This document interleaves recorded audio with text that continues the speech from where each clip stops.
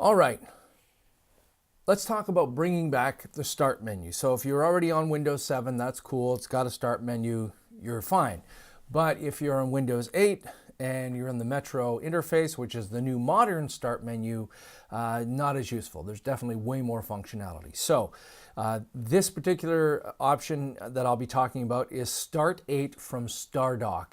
And there's a try it for free version, and then it's a big whopping $5 once you like $5, okay? You know, Starbucks is more expensive. So just go buy it and do that.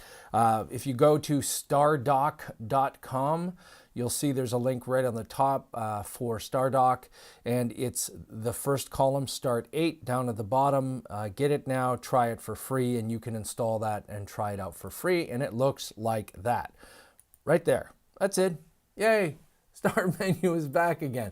I think this is an indication that the popularity of Start 8 is an indication that I think Microsoft messed this one up a little bit and said, hey, everybody's going to use these Windows tiled interface. Not.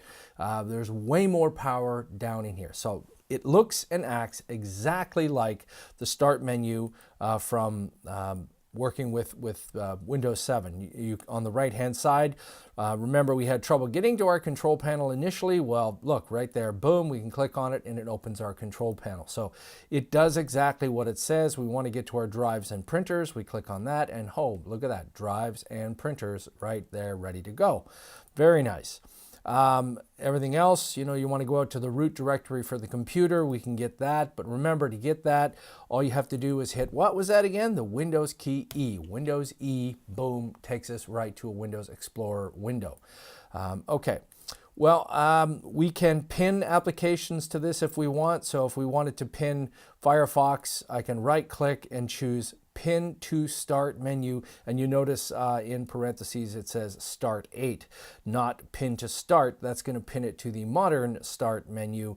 Start 8 is the one that we're working with right now. Okay, we can also customize this. So if you just right click down here, you can jump to run, of course, if you want. You can shut down very easily, but configure Start 8 brings up the configuration menu. And the first thing is you have a choice of what style, Windows 7, Windows 8, and then you can change the default themes down here. I kind of like this nice flat, non-embossed, non-ornamental kind of interface, these nice square edges. I like that. You can disable translucency in that if you want, which is just that whole transparent thing. Both Apple and Microsoft were guilty of this, that there was so much transparency going on. Are you nuts?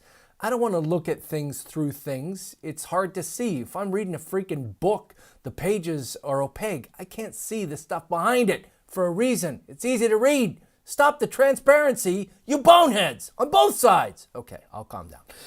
Down to the bottom, you want a flag. There's a nice flag, or the Start 8. That's kind of an ugly icon, or you can put a custom icon in there, so whatever you want. You can go in here and configure other things, like do you want large icons? Recently used applications will show up in here. Room for at least 10 large icons. There's a lot of the stuff that's exactly like customizing a Windows 7 start menu, including all of these shortcuts. Do you want it to be a link, or do you want it to do display at all? Don't display, display as a link, or display the item itself, so you can actually jump into that. What do you want the power button to do? You can have it shut down. Control, you can have this jump right to the desktop. Here we are, show, start menu. You can have it go right to, automatically go to the desktop when I sign in. If you install this, you'll probably want this on right away.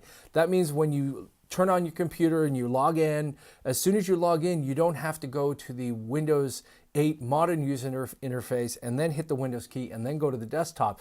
It's going to log in, take you right here, just like Windows 7. Okay, where was I? Configure, control.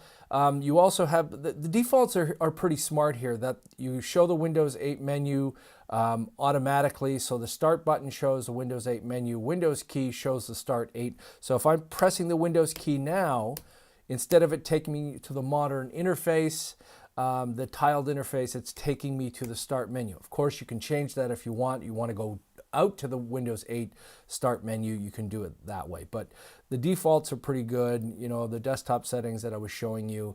It's a little thing, $5. I think they got this one right at Stardock.